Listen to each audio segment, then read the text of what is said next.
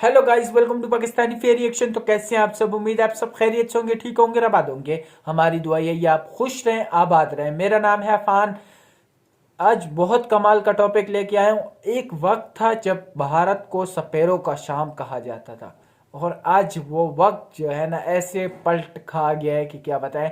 आज जो है ना वो एक एक चीज बताएंगे आपको वीडियो में।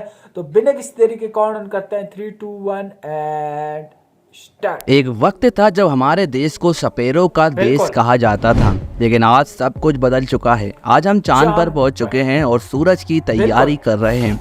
आज जब बड़े बड़े देशों को स्पेस में जाना होता है तो वो हमारे देश का ही दरवाजा खटखटाते हैं, क्योंकि भारत से बेहतरीन तरीके से कोई भी देश सैटेलाइट भेज ही नहीं पा रहा। इसका एग्जाम्पल आप कुछ समय पहले देख चुके होंगे जब रसिया का लूनर मिशन फेल हुआ था।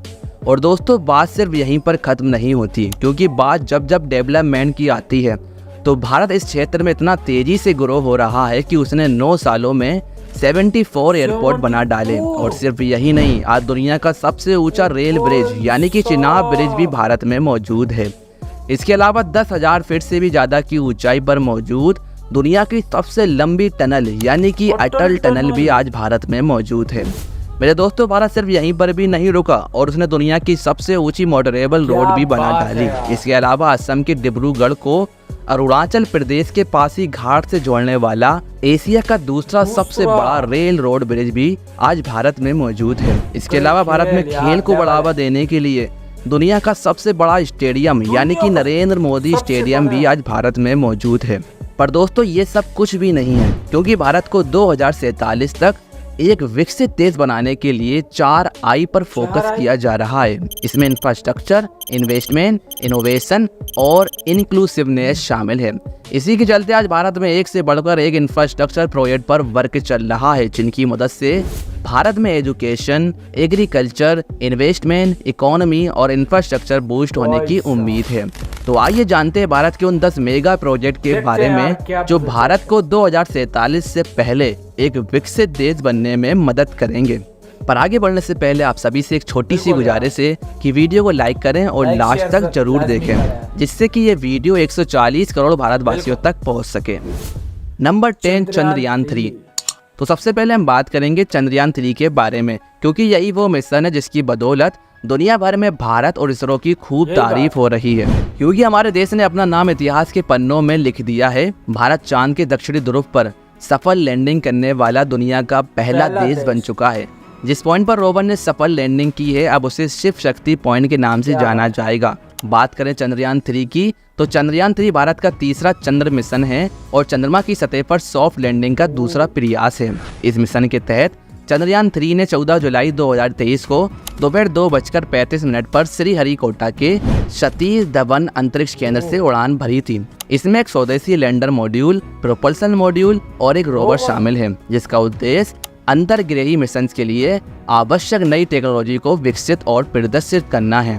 इस प्रोजेक्ट के तहत 23 अगस्त शाम 6 बजे लैंडर ने सॉफ्ट लैंडिंग की थी, जिसके बाद रोवर ने आसपास की तस्वीरें भेजना शुरू कर दी हैं और अब चांद के दक्षिणी ध्रुव पर मौजूद मिट्टी की जांच और मिट्टी के ऊपरी और नीचे के हिस्से के तापमान की जांच भी चल रही है। Number 9, solar wind park Khavda. दोस्तों, प्रधानमंत्री नरेंद्र मोदी जी ने साल 2030 तक 450 गीगावाट बिजली उत्पादन करने का टारगेट रखा है और इसी टारगेट के तहत गुजरात के कच्छ जिले में 30 गीगावाट का हाइब्रिड पार्क बनाया जा रहा है, जो बिजली उत्पन्न करने की कुल लागत को कम करने में खास भूमिका निभाएगा। ये पार्क गुजरात के कच्छ जिले के खावड़ा में एक अंडर कंस्ट्रक्शन पार्क है, जिसे साल 2026 तक कंप्लीट करने का प्लान है। इस पार्क से 1 लाख जॉब्स और 1 लाख करोड़ से ज्यादा का इन्वेस्टमेंट आने का अनुमान है। ये पार्क साल 2024 तक 15 गीगावाट की एनर्जी जनरेट करेगा। इसमें विंड पार्क गतिविधियों के लिए एक विशेष क्षेत्र होगा, साथ ही उच्च स्तर वाले ट्रांसमिशन कॉरिडोर भी स्थापित किए जाएंगे। ये अपनी तरह का पहला नवीकरणीय ऊर्जा पार्क होगा, जिसमें अलग अलग प्रकार के नवीकरणीय ऊर्जा स्रोतों को विशेष क्षेत्र प्रदान किया जाएगा। Number 8, Mumbai Ahmedabad bullet train. Bharat का पहला बुलेट ट्रेन प्रोजेक्ट, जिसके तहत भारत की आर्थिक राजधानी मुंबई से अहमदाबाद के बीच हाई स्पीड ट्रेन चलाई जाएगी। इस पूरे प्रोजेक्ट को NHSRCL यानी कि national high speed rail corporation limited execute कर रही है।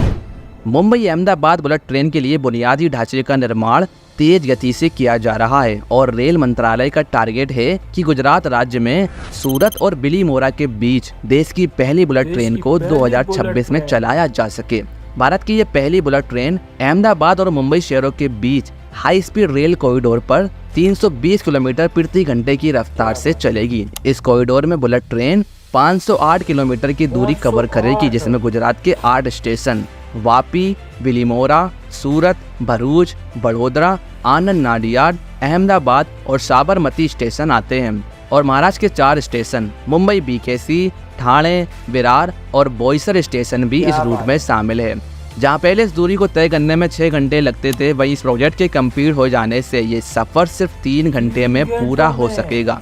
फिलहाल जापान इंटरनेशनल कॉरपोरेशन एजेंसी इस परियोजना की लागत का 81% खर्च उठा रही है, यानी कि 1.1 लाख करोड़ रुपए।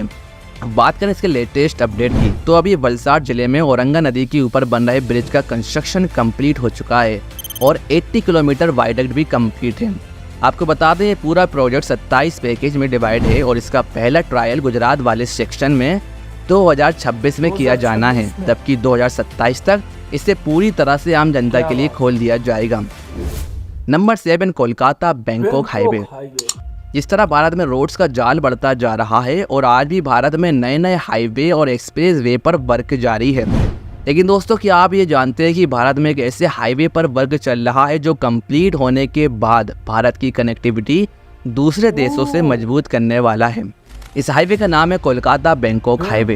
India Myanmar Thailand highway 2800 kilometre लंबा एक ट्राइलेटरल हाईवे है जो इंडिया को थाईलैंड से एक ट्राइलेटरल हाईवे के थ्रू जोड़ रहा है। इस हाईवे की मदद से एशिया की 2 मेजर सिटी कोलकाता और बैंकॉक हाईवे के माध्यम से जोड़ेंगे और भारत और थाईलैंड के बीच कनेक्टिविटी बढ़ाएंगे। हमारे former prime minister Atal Bihari Vajpayee ji का ये सपना था कि भारत से थाईलैंड के बीच बनने वाला ये हाईवे जल्द से जल्द शुरू किया जाए और अब वाजपेयी गवर्नमेंट का ये सपना आने वाले 3 से 4 सालों में साकार होने वाला है। जी हाँ दोस्तों, साल 2027 तक इंडिया म्यांमार थाईलैंड यानी कि IMT ट्राइलेटरल हाईवे को ऑफिशियली तौर पर खोल दिया जाएगा। इस हाईवे से इंडिया, थाईलैंड और म्यांमार के बीच ट्रेड रिलेशन को मजबूती मिलेगी। साथ ही बड़े बड़े बिजनेसमैन से लेकर आम जनता भी इस हाईवे की मदद से इन तीनों देशों की यात्रा भी कर सकेंगे।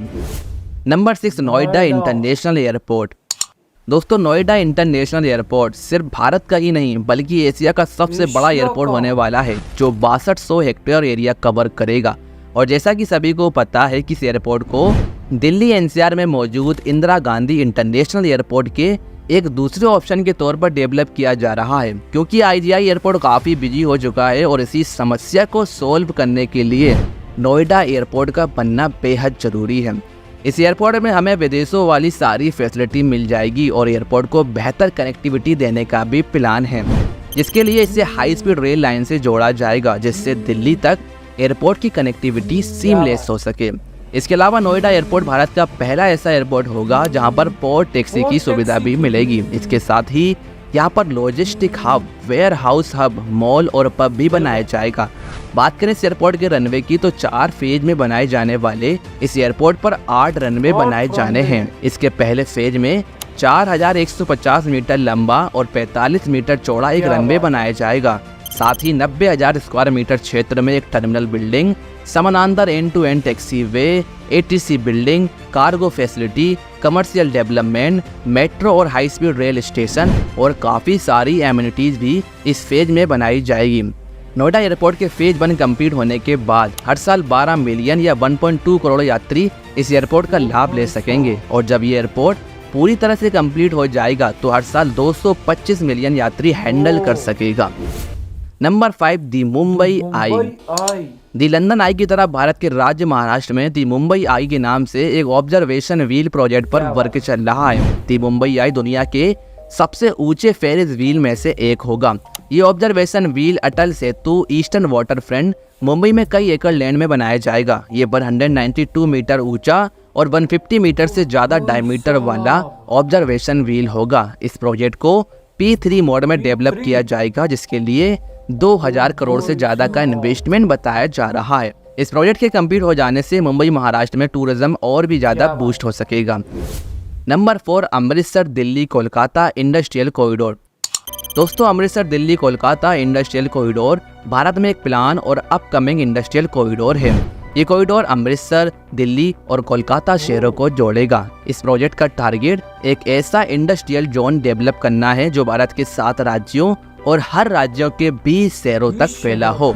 इसका उद्देश्य कॉरिडोर का रूट बनाने वाले राज्यों में इंडस्ट्री और इंफ्रास्ट्रक्चर को एक्सपेंड करना है। कॉरिडोर की खास बात यह है कि इस कॉरिडोर के अंदर भारत की लगभग 40% आबादी रहती है, जिसमें दुनिया की सबसे घनी आबादी में से एक भी शामिल है।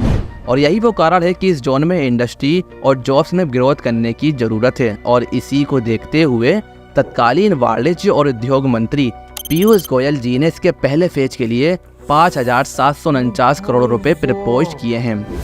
Number 3, Vande Bharat express.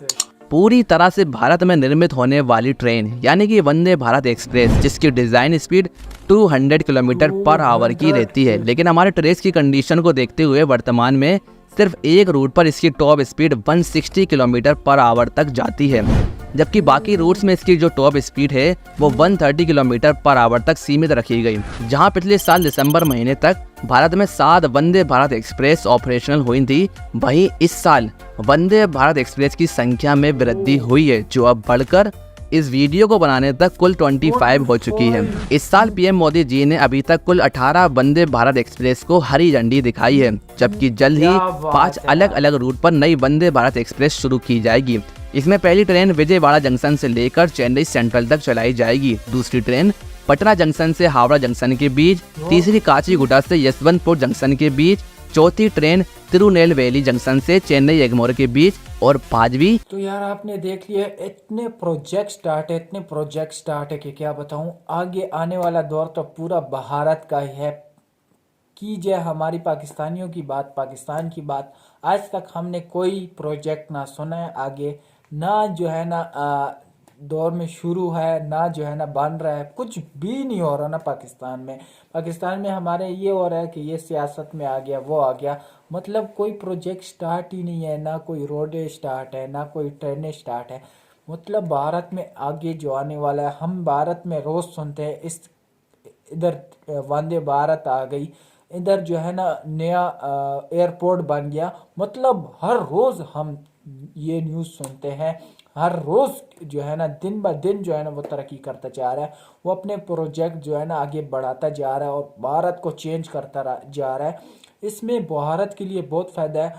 भारत जो चीज़ें बना रहा है और ऐसी ऐसी चीज़ें बना रहा है जो भारत के लिए ही फायदा है। जो पुल बनाया गया, जो ब्रिज बनाया गया, एयरपोर्ट्स बनाए जा रहे हैं, एक यार रोड बाय रोड ऐसी एक ये लोग बाय रोड बना रहे हैं। मतलब यार ऐसा भी दिन जो है ना हमने देखना था कि यार बाय रोड किसी दूसरे मुल्क, वो भी ऐसा मुल्क नहीं, छोटा मोटा मुल्क नहीं है, बहुत बड़ा मुल्क है। मतलब इनकी अगर बाय रोड हो गई तो इंपोर्ट एक्सपोर्ट भी आसानी हो जाएगी, एक मुल्क से दूसरे मुल्क पे भी आसानी हो जाएगी। मतलब इतना बदल चुका है इंडिया, और आगे जो दौर आने वाला है वो भारत का ऐसे ऐसे प्रोजेक्ट स्टार्ट हैं कि क्या बताऊं। आपका क्या कहना है कमेंट सेक्शन में ज़रूर बताएं। इसी तरह भारत तरक्की करता रहे, चढ़ता रहे, यार बहुत अच्छा लगता है। कोई तो है, कोई ऐसा देश तो है जो टक्कर दे रहा है सारों को, बल्कि ऊपर टक्कर क्या सारों को जो है ना लोगों ने हैरान किया हुआ है। तो बहुत अच्छा लगता है। आपका क्या कहना है कमेंट सेक्शन में ज़रूर बताएं। वीडियो अच्छी लगी तो लाइक शेयर जरूर करना। तो आज के लिए इतनी, तब तक के लिए अपना ख्याल रखिएगा। बाय।